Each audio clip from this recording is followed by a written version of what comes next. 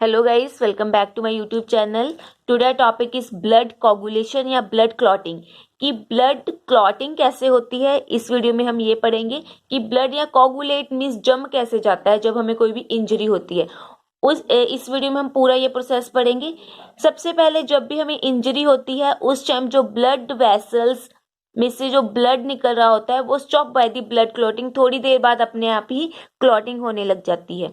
तो इसमें 3 स्टेप पढ़ेंगे one by one. First step क्या होता है, जब हमें इंजरी होती है उस टाइम जो ब्लड प्लेटलेट्स हैं, जो ब्लड के प्लेटलेट्स हैं, वो क्या सिक्रीट करते हैं, एक फॉस्फोलिपिड सिक्रीट करते हैं जिसे हम कहते हैं थ्रोम्बोप्लास्टिन। ये आपने याद रखना है कि ब्लड प्लेटलेट्स सेल्स हैं जो उन्होंने थ्रोम्बोप्लास्टिन को सिक्रीट करना है। और जो इंजर्ड टिश्यू हुए हैं, जो डैमेज टिश्यू हुए हैं इंजरी की वजह से, वो भी थ्रोम्बोप्लास्टिन सिक्रीट करेंगे।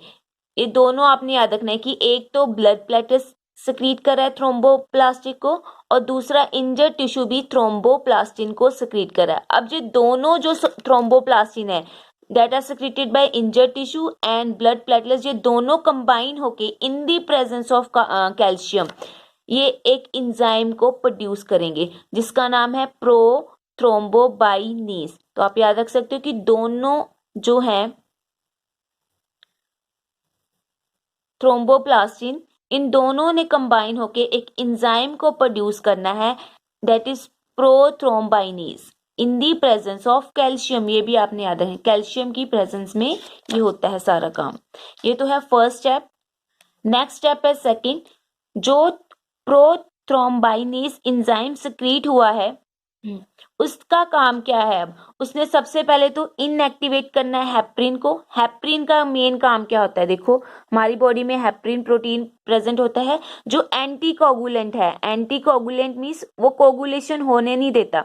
अब कोगुलेशन होना भी नहीं चाहिए बॉडी में। अगर हेपरिन जो है अगर वो इनएक्टिवेट रहेगा तो जितनी भी हमारी ब्लड में वेसल्स हैं उसमें सारा ब्लड क्लॉट हो जाएगा। तो ये जो हेपरिन है वो एंटीकोगुलेंट का काम करता है। लेकिन अब हमें ब्लड क्लॉटिंग की जरूरत है तो इसे हमें क्या करना पड़ेगा, इनएक्टिवेट करना पड़ेगा। तो वो इनएक्टिवेट कौन कर रहा है, प्रोथ्रोम्बाइनेज ही एक्टिवेट कर रहा है। सबसे पहले तो इसका काम ये हो गया। दूसरा काम इसने क्या करना है, जो प्रोथ्रोम्बिन है ये एक प्रोटीन है जो कहाँ पे बनता है, लीवर में बनता है। इस प्रोटीन को इसने एक्टिवेट करना है कि तू अब थ्रोम्बिन को प्रोड्यूस कर। अब क्या, कौन सा प्रोटीन आगे प्रोड्यूस होगा, थ्रोम्बिन। प्रोथ्रोम्बिन थ्रोम्बिन में कन्वर्ट हो जाएगा इन दी प्रेजेंस ऑफ प्रोथ्रोम्बाइनेज। इस एंजाइम की वजह से ये थ्रोम्बिन में कन्वर्ट हो जाएगा। ये है सेकंड स्टेप। थर्ड स्टेप में क्या होगा, जो थ्रोम्बिन है अब उसका काम क्या है, ये आपस में रिलेट ही है कि एक ने दूसरे को एक्टिवेट करना है, दूसरे ने तीसरे को एक्टिवेट करना है। वो आपने समझना है कि फर्स्ट स्टेप में क्या हो रहा है, सेकंड में क्या हो रहा है। फर्स्ट में तो सिर्फ एंजाइम ने ही बनना है, सेकंड में उस एंजाइम ने जो प्रोथ्रोम्बिन है उसको थ्रोम्बिन में कन्वर्ट करना है। अब थ्रोम्बिन का क्या काम है, थ्रोम्बिन ने एक प्लाज्मा प्रोटीन होता है जिसे हम कहते हैं फिब्रोजन। एंड जो थर्ड स्टेप में हमने क्या करना है, जो थ्रोम्बिन है उसका मेन काम क्या है, एक प्रोटीन होता है जिसे हम प्लाज्मा प्रोटीन कहते हैं, उसका नाम है फिब्रिनोजन। फिब्रिनोजन ने अब किस में कन्वर्ट होना है, फिब्रिन में कन्वर्ट होना है। अब फिब्रिनोजन फिब्रिन में कब कन्वर्ट होगा, इन दी प्रेजेंस ऑफ थ्रोम्बिन। अब जो फिब्रिन है वो फाइबर लाइक, इसके नाम से पता चल रहा है ये फाइबर लाइक थिन स्ट्रक्चर होता है जिसने ब्लड के ऊपर फाइबर्स बना देने, मीन्स फाइबर की एक लेयर बना देनी है।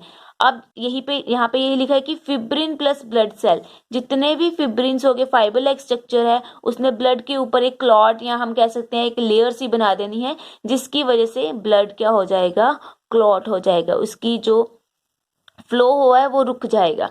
क्यों, क्योंकि वहां पे फिब्रिन ने अपना जाल बिछा दिया है, मीन्स एक फाइबर लाइक स्ट्रक्चर बना दिया है जिसकी वजह से ब्लड क्या हो गया, क्लॉट हो गया। तो आप इसमें भी अब एक पूरा फ्लो चार्ट देख सकते हो कि स्टार्टिंग में क्या हुआ, इंजर्ड टिश्यू है उन्होंने क्या रिलीज किया, थ्रोम्बोप्लास्ट ने रिलीज किया। वैसे ही ब्लड प्लेटलेट्स ने उन्होंने भी कौन सा प्रोटीन सिक्रीट किया है, या हम कह सकते हैं फॉस्फोलिपिड सिक्रीट किया है। प्लेटलेट थ्रोम्बोप्लास्टी, इन दोनों ने कंबाइन होकर इन दी प्रेजेंस ऑफ कैल्शियम एक एंजाइम बनाना है जिसे हम कहते थे प्रोथ्रोम्बोबाइनेज। अब इसका काम क्या था, हेपरिन को इनएक्टिवेट करना और एक्टिवेट किसको करना, किस प्रोटीन को कन्वर्ट करना है, प्रोथ्रोम्बिन को कन्वर्ट करना है थ्रोम्बिन में कन्वर्ट करना। अब थ्रोम्बिन का क्या काम था, फिब्रिनोजन को किस में कन्वर्ट करना था, फिब्रिन ने। अब फिब्रिन प्लस जब ब्लड क्लॉट सेल हो जाएंगे तब ये क्लॉटिंग बन जाएगी। मीन्स इसमें जितने भी ब्लड वेसल्स हैं लाइक आरबीसी, डब्ल्यूबीसी, प्लेटलेट्स या जितना भी हमारा वूंड है उसको क्या कर देना है, इसने ट्रैप करके उसके ऊपर एक क्लॉट बना देना है। अब जो क्लॉट है वो किसकी वजह से बनता है, ये भी आपने याद रखना है कि विटामिन के है वो बहुत ही एसेंशियल होता है for the blood clotting. Vitamin के कैसे एसेंशियल है हमारी बॉडी के लिए, हम कहते तो रहते हैं कि विटामिन के जरूरी है ब्लड क्लॉटिंग के लिए, पर इसका मेन काम क्या होता है कि विटामिन के का मेन काम ही यही है कि इसने सिंथेसिस करनी है प्रोथ्रोम्बिन इन लीवर। अगर प्रोथ्रोम्बिन लीवर में बनेगा तभी तो वो थ्रोम्बिन में कन्वर्ट होगा, तभी तो आगे वाली प्रोसेस चलेगी कि थ्रोम्बिन ने आगे फिब्रिन में कन्वर्ट करना है फिब्रिनोजन को। तो ये आपने याद रखना कि विटामिन के इज यूजफुल या essential for the blood clotting because it help in the synthesis of prothrombin in liver. Next है bleeding time. Bleeding time 1 to 6 minute का होना चाहिए। अगर इससे ज़्यादा हो जाए तो हमें डॉक्टर के पास जाना चाहिए, क्योंकि इससे पता चल सकता है कि हमारी बॉडी में जो क्लॉटिंग फैक्टर्स हैं वो उसकी डेफिशिएंसी है या वहाँ पे लैक ऑफ क्लॉटिंग फैक्टर है। नॉर्मल कंडीशन में 1 to 6 मिनट तक ब्लीडिंग हो सकती है। नेक्स्ट है क्लॉटिंग फैक्टर। 13 क्लॉटिंग फैक्टर चाहिए होते हैं फॉर द ब्लड क्लॉटिंग। ये आप याद रख सकते हो कि 13 क्लॉटिंग फैक्टर को इतना डिटेल में पढ़ने की कोई जरूरत नहीं है, बस आपने याद रखना है कि 13 क्लॉटिंग फैक्टर होते हैं जो हेल्प करते हैं ब्लड क्लॉटिंग में। तो dates enough about blood coagulation या फिर ब्लड क्लॉटिंग। अगर आपको इस वीडियो से रिलेटेड कोई डाउट रहेगा तो कमेंट बॉक्स में जरूर पूछ सकते हो। Thank you so much.